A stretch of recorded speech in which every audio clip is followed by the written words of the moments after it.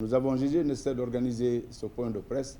C'est pour faire un petit exposé devant les médias pour qu'ils puissent comprendre pourquoi cette journée. C'est une journée consacrée uniquement à la fête mondiale, à la poste mondiale. L'Union postale universelle, UPU, qui a été créée le 9 octobre 1874 à Berne, a jugé nécessaire en 1969 à Tokyo que le 9 octobre soit consacré à une fête internationale exclusivement réservée à la poste. C'est pourquoi la Guinée, à travers la poste guinéenne, n'a pas voulu rester à l'écart en marge de cette fête. Nous avons jugé nécessaire d'organiser aujourd'hui une très grande cérémonie qui a commencé d'abord par hier. Vous avez suivi hier sur la Lucas de la télévision nationale la déclaration de notre ministre qui a campé réellement les objectifs visés par le CNRD à travers le président de la République, colonel Mamadi Doumbouya.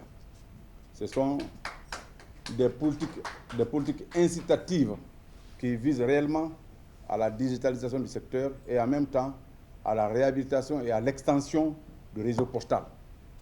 Alors hier, il a fait cette brillante déclaration et nous aussi dans la journée, la Poste a organisé un grand carnaval.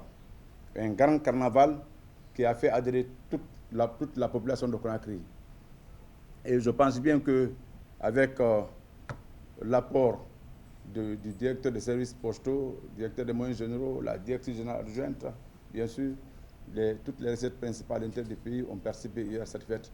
On a vu tout le personnel de la Poste hier avec un t-shirt et une casquette brandée Poste guinéenne pour marquer et signifier sa participation à cette fête internationale. Alors, le thème de cette année, qui a été proposé par l'UPU, est intitulé « Unis pour la confiance, collaborer pour un avenir sûr et connecté ». C'est une fête qui concerne un corps de métier. Le travail de la Poste est un métier. Et cela, il est extrêmement important qu'on le dise partout. Depuis que moi j'ai pris fonction ici au mois de décembre 2021, j'ai trouvé des agents très engagés, expérimentés, qui connaissent le travail. Mais je me suis fixé un objectif à travers 3 grands piliers. Le renforcement de la capacité logistique. Et cela, c'est pour le respect des missions confiées à la Poste guinéenne, c'est-à-dire l'acheminement des colis et des courriers, le transport mixte. Il fallait renforcer la capacité logistique. On a trouvé un projet qui était déjà là, qui s'appelle le FAX, le Fonds pour l'amélioration de la qualité de service, qui nous a permis d'avoir des véhicules, des engins roulants. Et nous aussi, on a renforcé cela aussi à travers 2 autres véhicules. Aujourd'hui, ce sont ces engins roulants qui nous permettent très sincèrement de faire le ramassage, l'acheminement et la livraison de tous les colis et courriers de nos différents clients. Aujourd'hui, nous avons de très grands clients parce que nous avons réussi à avoir le contrat avec toutes les banques de la place.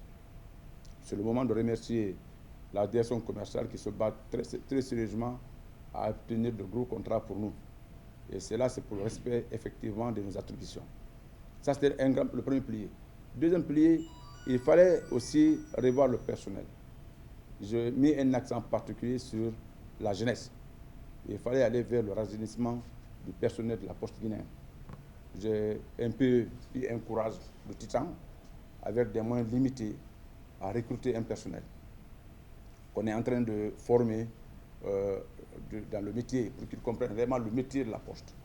Et ça, aujourd'hui, je pense bien que la génération qu'on a recrutée, le plus âgé, n'a que 30 ans. On a des jeunes ici de 23 ans, 24 ans, 25 ans, 26 ans, jusqu'à 30 ans. Parce que l'avenir appartient à cette nouvelle génération. Cette nouvelle génération est conforme aujourd'hui aux nouvelles technologies de l'information et de la communication. Il fallait juste renforcer leurs capacités sur le métier de la Poste. Le troisième pilier, c'est l'innovation. Comme vous le savez, par le passé, nous, on a entendu par nos aînés parler d'une banque postale en Guinée qui existait.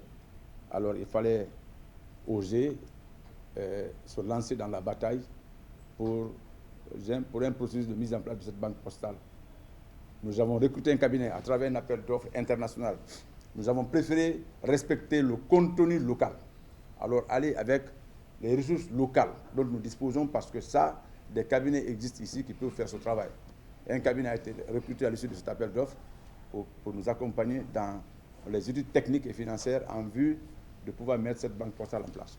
Quand j'ai pris fonction, j'ai engagé un cabinet qui a fait un diagnostic total. Quand j'ai vu le tableau réel du résultat de ce diagnostic, je me suis dit pourquoi je me suis engagé à gérer cette poste. En tant que Guinéen, même si on me nomme à Panziajou, je m'excuse pour la section de Massanta, comme sous-préfet, j'irai prendre fonction. Je me suis dit, il faut oser, il faut affronter cette réalité pour relever le défi. Alors, on a fait un programme qu'on a proposé à l'État. C'est ce que je vous ai dit tout à l'heure. Ce programme-là, d'abord, consiste à réhabiliter le réseau postal existant. On a un réseau qui existe aujourd'hui. Parce que, écoutez, quand le réseau de la Poste, on a un maillage national sera réhabilité, tous les services de l'État peuvent passer par ce réseau. C'est-à-dire on peut offrir tous les services de l'État à partir de ce réseau. Alors, et ça, le gouvernement a accepté et a accompagné cela.